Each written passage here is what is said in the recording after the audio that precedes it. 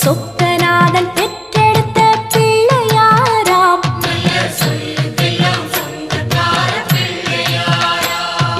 கைலாய மலைய விட்டு தெற்கே வந்தாராம்.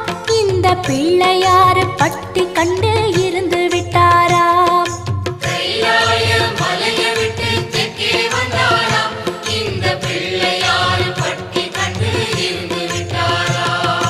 கணபதியார் வந்தாரம்மா, நம்ம உறவாக நின்னாரம்மா.